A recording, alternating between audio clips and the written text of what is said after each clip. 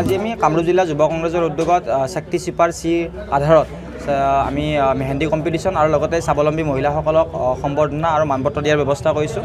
আৰু এই কম্পিটিশ্যনটোত মেহেন্দি কম্পিটিশ্যনটোত আমি ফাৰ্ষ্ট প্ৰাইজ, ছেকেণ্ড প্ৰাইজ আৰু থাৰ্ড প্ৰাইজ ৰাখিছোঁ। ফাৰ্ষ্ট প্ৰাইজত আপোনাৰ ৩,০০০ টকা, ছেকেণ্ড প্ৰাইজত ২,০০০ টকা আৰু থাৰ্ড প্ৰাইজত আপোনাৰ ১,০০০ টকাৰ ব্যৱস্থা কৰিছোঁ। আৰু এই মেহেন্দি কম্পিটিশ্যনটোত অংশগ্ৰহণ কৰা আটাইবোৰৰ বাবে আমি তেওঁলোকক উৎসাহিত কৰাৰ উদ্দেশ্যে তেওঁলোকক মানপত্ৰ আৰু গামোচাৰে আমি সন্মানিত কৰিম। তেওঁলোকে যে আমাৰ এই মহান উদ্দেশ্য মহিলাসকলৰ বাবে এখন যি প্লেটফৰ্ম দিয়াৰ বাবে, এখন মঞ্চ দিয়াৰ বাবে আমি যি এই কাৰ্যসূচীটো আমি লৈছোঁ বা শক্তি সুপাৰ চিৰ যি উদ্দেশ্য, সেই উদ্দেশ্যক আজি সফল কৰাৰ বাবে তেওঁলোকলৈ আমি সন্মান দিব বিচাৰিছোঁ আৰু তেওঁলোকক উৎসাহিত কৰাৰ উদ্দেশ্যেই আমাৰ এই প্ৰগ্ৰেমটো। আৰু আমাৰ এই প্ৰগ্ৰেমটোত তেনেধৰণৰ কোনো ৰাজনৈতিক বক্তব্য নহয় আৰু তেনেধৰণৰ কোনো ধৰণৰ বক্তব্য নহয়। আজিৰ প্ৰগ্ৰেমটো হৈছে, আজি যিসকল ইয়ালৈকে আহিছে স্বাৱলম্বী মহিলা, কোনোবাই ব্ৰইলাৰৰ দোকান দি জীৱন নিৰ্বাহ কৰি আছে, কোনোবাই ই ৰিক্সা চলাই জীৱন নিৰ্বাহ কৰি আছে আৰু কোনোবাই দিন হাজিৰা কৰি জীৱন নিৰ্বাহ কৰি আছে। আৰু তেওঁলোকৰ জীৱন যন্ত্ৰণাৰ মাজত তেওঁলোকক আমি এটা সন্মান দিয়াৰ চেষ্টা কৰিছোঁ। আৰু আগন্তুক সময়ত তেওঁলোকক আমি তেওঁলোকৰ প্ৰতিভা অনুযায়ী তেওঁলোকক কেনেধৰণে আমি সহায় সহযোগিতা কৰিব পাৰোঁ বা তেনেধৰণৰ তেওঁলোকৰ নামসমূহ আজি আমি লিপিবদ্ধ কৰিম।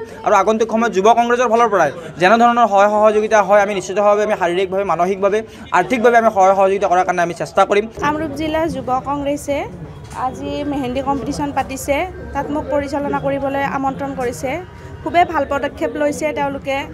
মহিলাসকলৰ যিটো সবলীকৰণৰ ক্ষেত্ৰত আমি কৈ থাকোঁ, তেওঁলোকে এনেকুৱা পদক্ষেপ লোৱাৰ কাৰণে বহুত ভাল লাগিছে। আৰু কয়ে নহওক, মহিলাসকল সবলীকৰণ হ'ব লাগে, উন্নত হ'ব লাগে, কিন্তু কৈ থাকিলেতো নহ'ব। এনেধৰণৰ কিছুমান পদক্ষেপ ল'লে আমাৰ মহিলাসকলে আগবাঢ়ি আহিব বা তেওঁলোকৰ যিটো ভয় শংকা আছে সেইবিলাক লাহে লাহে নাইকিয়া হ'ব।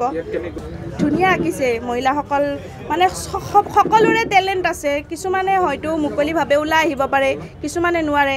এনেকুৱা ধৰণৰ কিছুমান যদি পদক্ষেপ লোৱা যায়, মহিলাসকল ওলাই আহিব, আকৌ কৰিব, সেনেকুৱা।